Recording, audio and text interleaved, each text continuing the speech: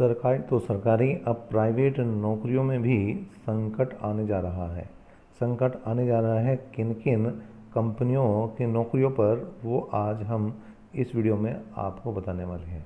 कौन कौन सी वो कंपनियां हैं जो आने वाले कुछ समय में अपने कर्मचारियों की छंटनी कर सकती है। तो आदमी करेगा क्या? सरकारी नौकरियों के अवसर कम होते जा रहे हैं, वहीं पर ये प्राइवेट नौकरियों को भी अगर ख़त्म कर देंगे, वहाँ पर भी रोबोट से काम करना शुरू कर देंगे, तो फिर आम आदमी का क्या होगा। चलिए देखते हैं। ये है जी न्यूज़ का पेज और यहाँ पर क्या खबर निकली है। अगर हम थोड़ा सा स्क्रॉल करके नीचे देखते हैं तो यहाँ पर है TCS, इन्फोसिस, विप्रो, HCL बड़ी छंटनी को तैयार। 2022 तक 30 लाख कर्मचारियों की जाएगी नौकरी, रिपोर्ट में दावा। जो रिपोर्ट में दावा किया जा रहा है वो क्या किया जा रहा है भाई, कि 30 लाख नौकरियों को अपनी नौकरी से हाथ धोना पड़ सकता है। 30 लाख कर्मचारियों को अपनी नौकरी से हाथ धोना पड़ सकता है। देखिए क्या है भाई, मुंबई IT सेक्टर लेऑफ्स। जिस तेज़ी के साथ इंडस्ट्री में ऑटोमेशन का दखल बढ़ रहा है, मतलब ऑटोमेटिक चीज़ें जो होती जा रही हैं, टेक्नोलॉजी के क्षेत्र में काम करने वाले कर्मचारियों के लिए उनकी नौकरी जाने का खतरा भी उतनी ही तेज़ी से बढ़ रहा है।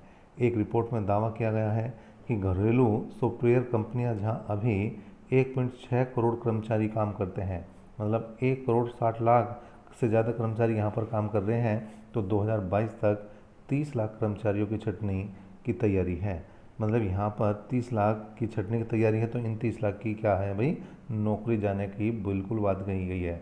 इससे उन्हें सालाना $100 बिलियन की बचत करने में मदद मिलेगी। ये बचत किसे होगी? कंपनियों को बचत होगी, और कंपनी हमेशा अपनी बचत के लिए कुछ भी कर देगी, वो जो है कर्मचारियों के लिए वो कोई मायने नहीं रखती।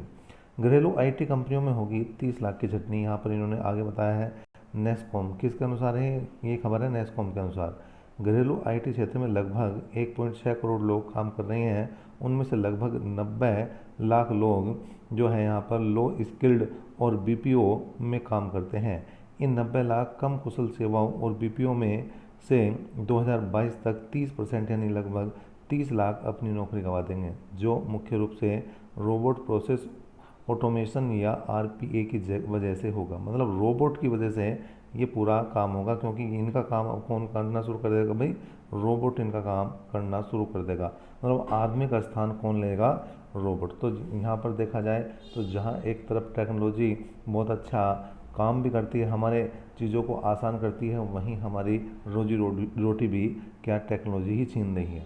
2022 तक 30 लाख की नौकरी जाएगी। रिपोर्ट के मुताबिक TCS, Infosys, Wipro, HCL, tech Mahindra जैसी बड़ी कंपनियां और कई दूसरी कंपनियां भी RPA अप स्किलिंग की वजह से 2022 तक लो स्किल्ड 30 लाख लोगों को बाहर का रास्ता दिखाने की योजना बना रही है।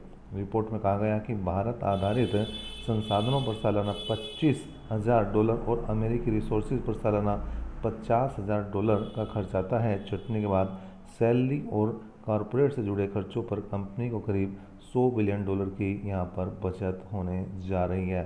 तो कुल मिलाकर मोटी मोटी जो बात है भाई ये है कि मतलब अगर हमें टेक्नोलॉजी से आराम मिलता है, सुविधा मिलती है, तो कहीं ना कहीं रोजी रोटी का भी खतरा मंडराता ही रहता है। प्राइवेट सेक्टर के लिए जो है लोग बाग इसी वजह से थोड़ा सा कम रुझान देखते हैं कि सरकारी के लिए क्या है, एक बार अगर आपकी लग जाती है तो फिर कम से कम ये तो हो सकता है कि वो विभाग भी ख़त्म हो रहा है तो आप मर्ज तो हो सकते हैं, लेकिन आपकी जॉब नहीं जाएगी। तो सरकारी नौकरी में आप सभी, मैं समझता हूँ, तैयारी कर रहे हैं, और इस खबर को देखने के बाद अपनी तैयारी को और ज़्यादा पुख्ता करेंगे। चलिए अभी तक के लिए इतना ही। नेक्स्ट अपडेट तक के लिए धन्यवाद।